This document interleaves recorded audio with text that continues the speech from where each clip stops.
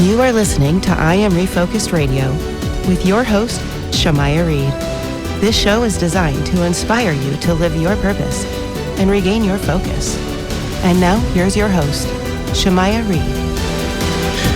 Hey, welcome to I Am Refocused Radio. Once again, we are here today, and you know what time it is. We have another amazing show lined up for y'all. Man, we're going to go to Ohio and talk to our good friend, Brandon Neely. And today's topic is going to be fun. We're going to be talking about income maximization and all about the strategy behind it. So first and foremost, we're going to learn more about Brandon, his professional career, and what he has in store for our listeners and viewers today. So first and foremost, Brandon, thank you for your time and clearing your schedule on Friday. How are you doing today? Oh, I'm doing amazing. Glad to be here with you and bring some heat here. I read your bio. It's very not just impressive, but you spent some years building your portfolio and being a serial entrepreneur. You have a lot that you can share with us with your experience. So kind of start with that. What inspired you to not just be an entrepreneur and kind of be your own boss, but what's your professional background that kind of sparked all this? Yeah, I am somebody who wants to make a difference in the world. I think sometimes people get into it to make money, which is important, right? But I wanted to make impact. And that was part of why I started my first business. And back up a little bit, I was in the military and I was in the music industry prior, other quote unquote lives. I feel like I had 9 lives so far. And then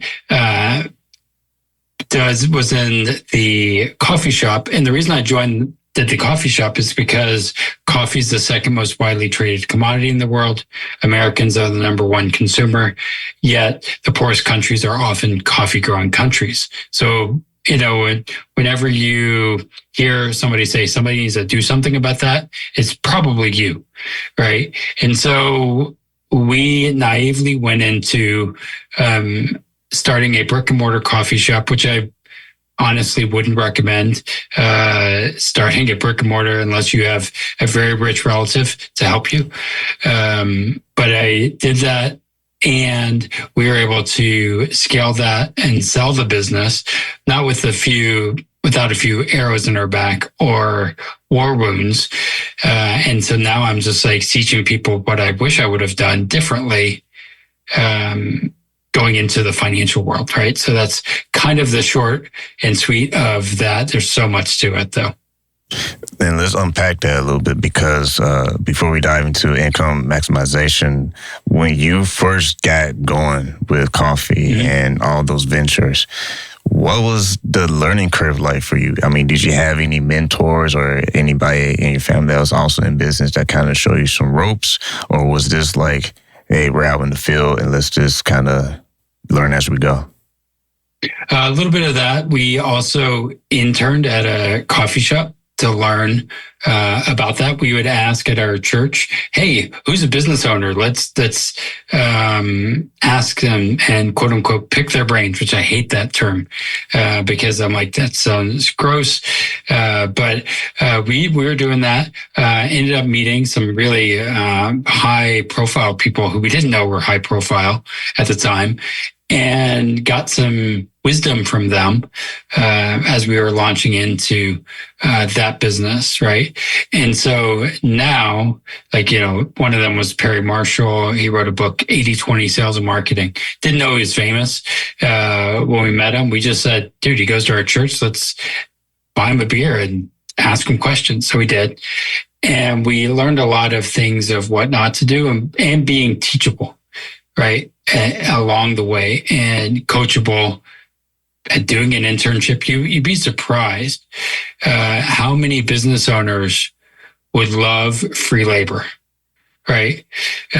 So being a person who would say, oh, I'll do all this if you teach me what a P&L statement is, they did it. They gave us the School of Hard Knocks without having to go to college to learn business. We learned it from interning. And that's very powerful because, like to your point, if you offer someone who has been down the road that you're hoping to travel one day, that value of information can sometimes be better than going to school. And people don't always like saying that, but the truth is the truth. Sometimes you can get some really great wisdom from someone who has years of experience, and it could be a nice shortcut for you versus trying to get a degree in that thing. Yeah, I think the hard part is people want a shortcut in our world, and the reality is there is no shortcut. There's a lot of work behind any big entrepreneur, business owner. They probably had a lot of work, or someone else ahead of them did somehow, right? And so making sure we realize that there's a lot beneath the surface in any person's story. When you look at the opportunities to maximize your pocketbook, maximize your business, and also your impact, with all the experience that you have so far, what are some of the strategies that you notice seem to have a very solid foundation for you? Yeah, well, one is as I was going down the coffee world, you start asking questions of where's that money coming from, and going upstream, both in the poverty mindset and the prosperity, right? And so when it comes to what we do now in the financial world, you start asking, how come banks are the most profitable venture out there, and looking at business owners who need capital, so then they borrow from a bank to get going, and individuals who are needing, they have credit cards, and the banks are the most profitable business in the world. So I've learned, don't do what the banks tell you to do what the banks do, right? You look at even, I don't know, JCPenney's or Verizon, any of these stores, that they usually have these credit card companies associated with them now, because they're in the banking industry just as much as they're in the sales of clothing or other products that they actually do. It's kind of interesting. So learning that we're all in that industry, regardless of if we're a business owner selling widgets, or we're in other worlds, coffee, for example. Once again, listen to I Am Refocused Radio, talking to our guest today, Brandon Neely. Go to his website, wealthwisdomfp.com. When we dive into the topic of today, maximization strategies, when you look at how income works, you kind of touched on it, how banks are working, how we can think like a bank, so to speak. When you look at how you can position yourself to not just win, but to have effective systems, what are some of the things that you've seen be maybe a turnkey system for you as far as strategy? Yeah, I think first off, and I think it's turnkey is different for each person.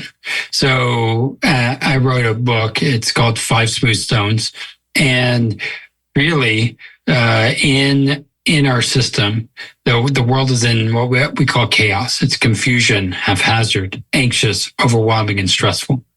And most of the time, this is the challenge, is we're looking for those shortcuts. And what we need is to step back and think. And what I kind of call it is, we need to be still, right? We need to stop. We need to ask ourselves questions. And in our method, we call the still method, it's setting your sights, right? You need to know where the heck you want to go. Not just for me, but for you, right? Set your sights. Yours is going to be different than mine. It might be a turnkey in real estate, right? But even real estate plans or strategies depend on each person's skill sets, right? And income and all that other stuff. So set your sights, track your in and out, inspect your progress, look for 1% adjustments, not home runs all the time, but adjust 1% and live deliberately. It's having that and then circling back through it. That's the shortcut. First, you have to ask yourself, what the heck do I want to do? And oftentimes I think that people are trying to get this quick cheat code, but in order to go fast, almost like the tortoise and the hare, you have to slow down to be able to go faster. Does that make sense? Yeah, and I like what you said about the baseball thing. It makes me think about, because it's like philosophy and Babe Ruth, one of his quotes come to mind. You can't win today's games with yesterday's home runs. And I feel people, like you said, they want to find that quote unquote cheat code that is a magic pill that no one else has discovered yet. And I think it's kind of easy to tell nowadays that the magic pill is in fairyland, and we have to actually get to the hard trenches of old-fashioned work. So my next question to you is, how did you discover the best management flow for cash? And also, how does that play a role to maximizing the income? Yeah, so a couple of things is I'm a Profit First individual, so Profit First certified. It's an amazing book for every business owner should read that. And making sure you pay yourself first. And as business owners go, a lot of times people get into problems with the taxes, right? Because they forgot that they owe, that's not all their money and they spent it, right? And then they're like, oh, I got to make more money because I spent the tax money that I was supposed to save. And so they're behind, right? So Profit First is a cash flow management system, right? I know what my payroll is. I am commission based, right? But I give myself a salary. So then I know I'm going to be fine regardless of if I make $50,000 a month or $5,000 in a month, right? I'm still going to be good. So building that part of the Profit First system, cash flow management system in my business, that really helps me to be able to make smart moves. And then I use a tool called the 80-20 rule, right? And I will 80% of what we do actually doesn't matter. 20% does, right? So if I'm running a lean business, I can double in on the 20% that's working and start building that more and more, right? And so it's measuring your metrics, knowing the cash flow, and then creating systems like the EOS system or things like that that can help me see what's happening. And then what I also think is I use my flow coming in, and I happen to use a strategy called infinite banking to put my money into a life insurance policy that's whole life, properly designed, that I can turn around and use to buy more assets or build more things. So I think, again, three-dimensionally. I used my policy that I saved for taxes, but also I might use it for taxes, again, being the bank in this scenario. I bought an office. I'm now the renter of the office and the owner of the condo, right, with the policy. And so I just said a whole lot there, but I've kind of habit stacking of different systems that then help me, grow pretty fast, right? But it starts with doing the simple things, saving to build that, right? It's kind of like you don't just get six-pack abs. You got to go to the gym, right? You work out, do your habits. And so people are looking again for the cheat code, but we need to do the healthy habits, and then you stack it and you understand the metrics, then you're able to leverage and use it. And I like the gym point, because I think that's true. If you don't know what you don't know, then you just don't know. I mean, you can go to the gym all the time, but sometimes at a point you might need a trainer. You might need someone to give you some sound wisdom of how you can actually exercise, and maybe not just exercise, but how you are deciding to live your lifestyle, how you sleep, how you eat. Yeah, right. When it comes to the business world, you as a professional, was some... I have a question for you here. So why do you think high-performing athletes have coaches? Aren't they high-performing athletes? They don't need a coach, right? I'm like, wait, so they have a coach to help them get better in certain areas. Yet we say in the financial world, well, I don't need a coach. I don't need that or that. Oh, you know what I mean? And I'm like, if a high-performing athlete that is amazing still has coaches and guides that help them for their fitness, wouldn't we want the same thing in our business and in our finances and in other areas of our life? And that's exactly, you read my mind. That's exactly what my next question was going to be is, you as a business professional, when were there times where you still had to find either another coach or another book or just something that you can use that was greater than your own mind? Because sometimes we can get in a space where we think we know everything. I think it's all day, every day. Once you think you know, and that's Nelson Dash, once you have arrival syndrome, you're done, right? I've never arrived. I am continuing to grow and learn, and I want to keep leveling up. So I joined masterminds. I'm a part of one myself, where it's winning in all areas of life, not just financially, which I feel like I'm pretty good at. But I want to, like, there's people that have strengths that I don't have, and I have strengths that they don't have. So being a part of a mastermind community, because I want to win in all areas. I don't want to just say, hey, I did a great business and I lost my marriage, right? Or I did really good at this, but my son doesn't like me, right? That's not good. And so for me, I'm going to have people around me, a coach on fitness that can help me be accountable. I think those are important. And so, as you're going into your business, invest in those things. It might be smaller parts, but you keep investing. Once again, you've been listening to I Am Refocused Radio, talking to our guest today, Brandon Neely. You can go to his website. It is wealthwisdomfp.com. And tying this all together, you also have a show as well. You have Wealth Wisdom Financial Podcast.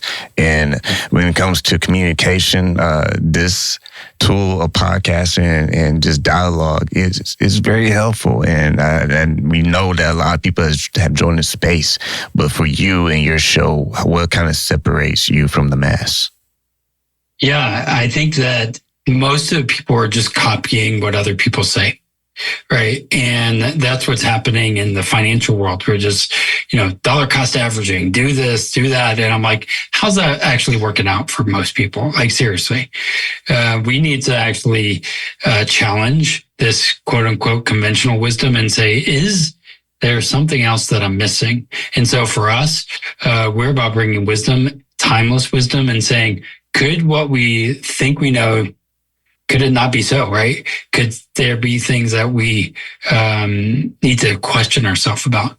And so our podcast, we talk a lot about history too, to be able to say, maybe there's something we could have learned from the Great Depression, Great Recession, or other times, because oftentimes we think we're these fancy unicorns that has never happened before. I'm like, it probably has.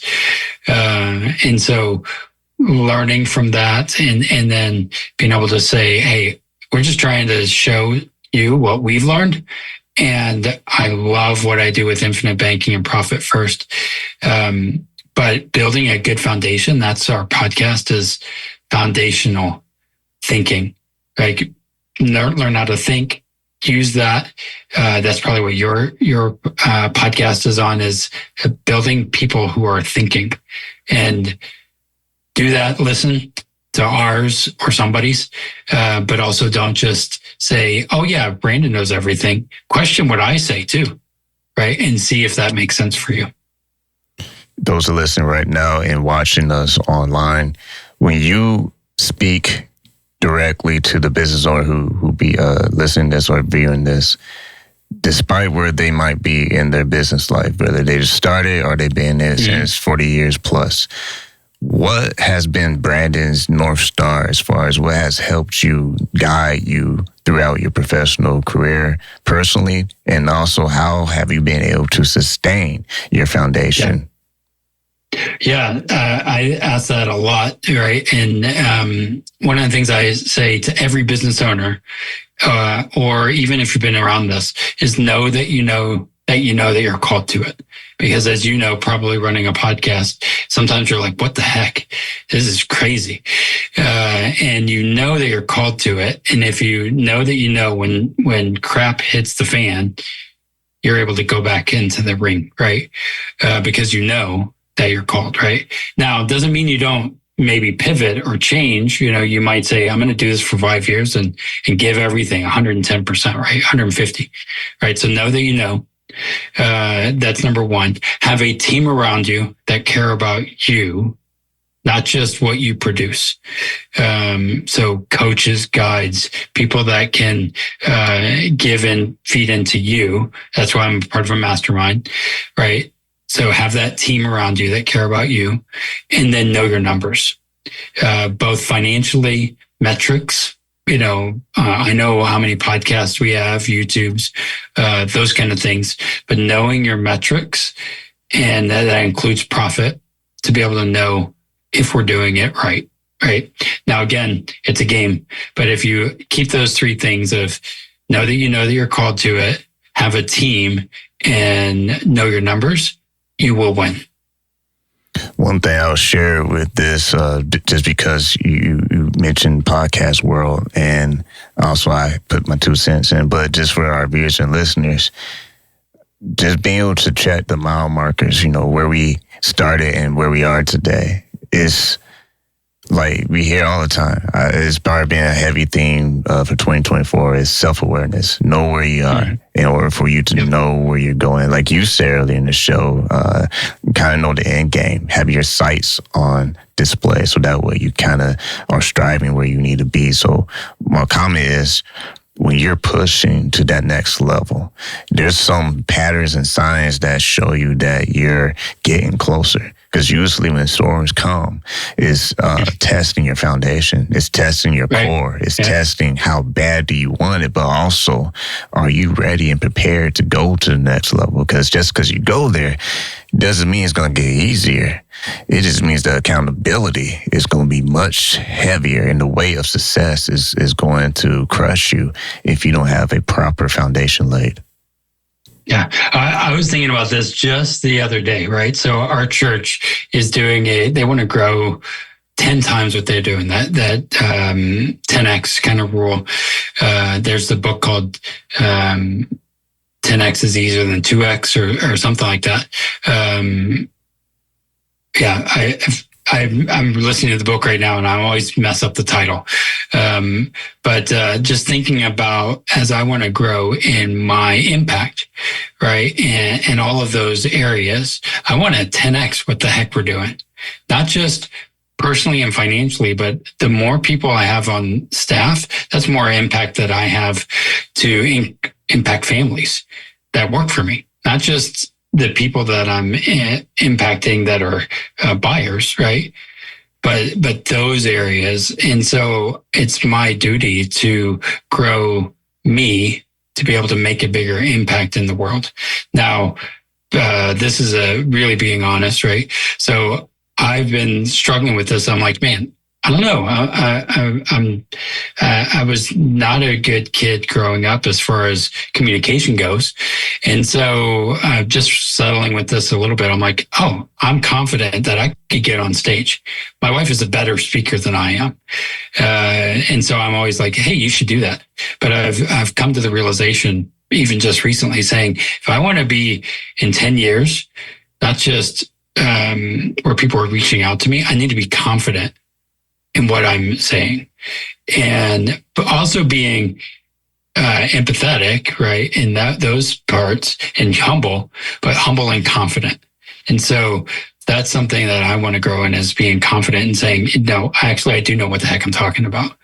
And so as you guys grow, look at 10 years from now, who are you then, and walk towards that person. Once again, been listening to Refocused Radio, talking to our guest today, Brandon Neely. Go to his website, wealthwisdomfp.com. As we come to a close to this episode, when people understand that there's great minds out there, there's coaches, there's people, there's influence, there's books, there's a ton of resources at your fingertips if you just go after it. But like I've been told many times with other guests, and I'm getting a theme from you today, is until you apply it, it's basically just information. So with your professional experience, my last question will be for the professionals out there. How does applying something continuously versus once every now and then? How has that made a difference with you in your professional life? Man, I was thinking about this even in our coffee shop. Like, we've generated some of the amount of revenue that we generate for sales is just showing up. Right. And sometimes I'm like, dude, I don't want to. I'd rather stay at home. Right. Or chill. Right. But it's showing up, the discipline. And often now, there's a lot against us. Right. But you will know, and I bet you even in the podcasting world, it's going to be the people that continue to show up that are going to continue, they're going to dominate. Now, as far as podcast goes, people are, oh, I'm a podcaster. How many shows do you do? Oh, 8. And then I stopped, right? There's so many people that get in love with the idea of starting a business, right? There's a lot of entrepreneurs out there, but there's very few legit entrepreneurs and business owners out there, right? There's not that many. They love the title, but they don't like the work that it has. And it's not just sitting on a beach with your laptop. That's a bunch of crap. But it's about working your ass off, but also building the disciplines to not have to work your ass off if you don't want to. Once again, been talking to our special guest today, Brandon Neely. Go to his website, wealthwisdomfp.com. Like always, want to say to you, Brandon, thank you for your time. Thank you. I'm excited for the time with you as well.